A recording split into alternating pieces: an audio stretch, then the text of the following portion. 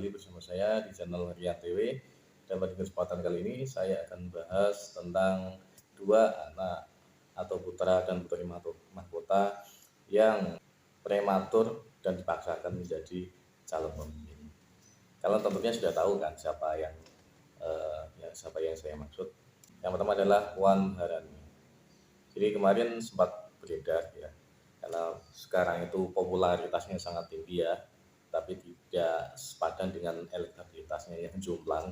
Padahal kemarin saya juga sempat survei ya, di YouTube tentang polling siapa yang cocok untuk menjadi presiden. Saya cantumkan di situ satu Puan Maharani dan lainnya AHY, yang notabene adalah putra putri turunan dari presiden dahulu yang ingin dijadikan sebagai seorang presiden oleh orang tuanya. Jadi dari hasil polling yang saya lakukan itu, cuman dari Puan Maharani, dari beberapa audien yang saat itu sudah mengisi polling itu, Puan Maharani, yang lain sudah sekitar 40%, 50% itu, yaitu Anies, kemudian Ganjar itu sekitar 40-50%, Prabowo di bawahnya lagi, sedangkan yang sangat tercengang ya di dalam survei itu, dalam polling itu adalah di mana di bagian Puan Maharani itu tidak ada yang memilih alias kosong. Itu dari beberapa audien saja yang menjadi subscriber saya itu 0, jadi seperti itu. Jadi apakah ini dengan survei yang ada, yang polling begitu aja di media sosial itu, dibandingkan dengan survei-survei yang lain juga elektabilitasnya sangat minim sekali. Populer tapi elektabilitasnya jelek. Dan kemarin juga sempat ya beredar video ya, di mana saat itu Puan Maharani membagikan sebuah kaos ya, di tepatnya saya tidak begitu tahu, bagikan kaos dengan muka yang sangat seram katanya seperti itu, dan tidak bisa menyatu dengan masyarakat, cenderung di situ kayak dipaksa, kayak anak yang dipaksa sekolah atau dipaksa untuk belanja atau dipaksa untuk pergi kemana tapi dia tidak mau. Jadi hatinya tidak ada di situ tapi raganya di situ. Itu saat itu. Video itu pun sangat populer sekali ya. Jadi sangat saat ini Puan Maharani itu populer dalam bentuk ketidaksenangan masyarakat terhadapnya. Itu banyak sekali cibiran-cibiran, bahkan di media sosial itu saya melihat itu tidak ada yang komen positif terhadap Puan Maharani. Jadi komennya selalu negatif seperti itu. Jadi dari sini, apakah seorang Megawati yang notabene dulu juga seorang presiden dan anak dari Soekarno itu akan memaksakan diri untuk tetap memilih Puan Maharani menjadi calon presiden mendatang? Saya rasa kalau dipaksakan pun tidak akan berhasil, seperti anak yang dipaksa sekolah di suatu tempat yang itu tidak diinginkan anaknya, akhirnya juga tidak begitu berhasil ya, walaupun berhasil juga dalam hatinya juga tidak enak.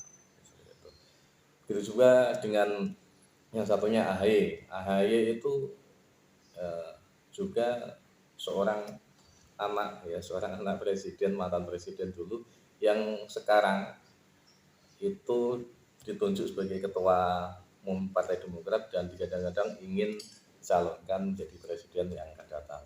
Dua ini sama menurutku, jadi dua anak yang dulunya itu, yang satunya itu kayaknya masih tidak ingin menjadi presiden, yang satunya ini prematur dipaksakan untuk menjadi ketua umum, terus sekarang dipaksakan untuk menjadi calon presiden. Dan hasilnya sampai sekarang pun dari segi elektabilitas dari AHY juga cuma sekitar 2% saja. Itu pun saya rasa ketika ada survei itu yang memilih paling dari kader-kader partai politiknya saja, ya, dari Partai Demokrat yang pasti. Kemungkinan itu. Jadi cuma 2%, sedangkan Puan masih di bawahnya 1,7%. Itu dipaksakan ingin menjadi oleh ayahnya agar menjadi presiden. Dan banyak sekali blunder-blunder yang diucapkan AHY, mungkin dari dia tidak paham dengan dirinya sendiri ataupun paham dengan masa saat itu pemerintahan ayahnya bagaimana. Banyak sekali blunder-blunder dari hasil dari pidato-pidato yang dia ucapkan. Ya, masyarakat yang tahu, ya masyarakat yang tahu pasti tidak akan terima dengan apa yang diucapkan. Seperti kemarin masalah klaim, masalah cuman potong kita, itu respon masyarakat tidak ada yang positif terhadapnya, negatif. Sampai akhirnya si Prabowo, si siapa, SBY, mantan presiden SBY ini sampai ingin turun gunung, katanya turun gunung karena katanya akan ada sebuah kecurangan di Pilpres yang akan datang, seperti itu. Ini dua anak yang ini tahun ini ada dua anak yang dari mantan presiden yang ingin maju padahal masih tanda kutip belum siap sama sekali dan ingin dipaksakan. Itu apakah tidak memikir negara yang ribut gimana, kok terlalu egoisnya memikirkan diri sendiri terhadap keturunan-keturunannya. Apakah mereka saja ya. Kalau dari segi peraturan ya, ini demokrasi juga demokrasi presidensial ya, demokrasi yang mana kita kalau tidak punya nama, kita kalau tidak punya tunggangan juga tidak bisa apa-apa.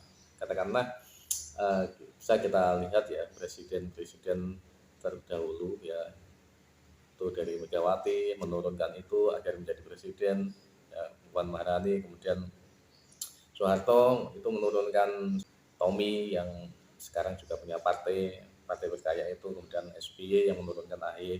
Itu apakah negara ini cuma milik mereka ini saja? Cuman Jokowi yang background yang selama ini kita tahu backgroundnya itu bukan berasal dari kalangan elit atau kalangan yang sebelumnya sudah menjabat atau menjadi seorang bangsawan. Jadi cuma Jokowi saja. Dan yang lain seperti SBY, Megawati itu menurunkan.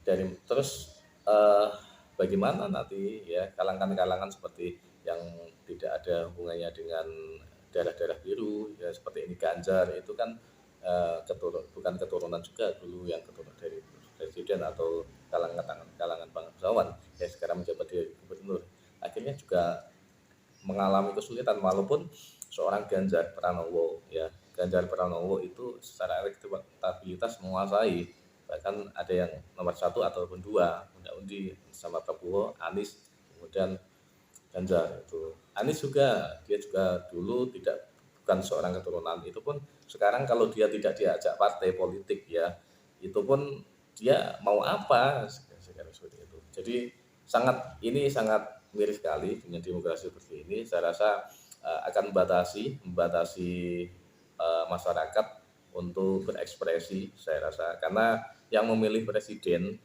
atau calon presiden itu juga dari partai politik yang ada di situ, dan yang anehnya lagi yang dipilih itu orang-orang yang tidak kompeten. Jadi seperti Puan Maharani, bukan saya yang mengatakan dia tidak kompeten ya, yang tidak kelihatan kompetennya seperti Puan Maharani, AHY itu kan belum teruji sama sekali. Ya, seharusnya kan kalau hubungannya dengan pemerintahan, dia kan seharusnya dari bawah dulu tahu bagaimana, karena track record itu penting ya, track record itu penting. Jadi kalau sudah pengalaman mengatasi suatu masalah, pasti dia akan bisa mengatasinya.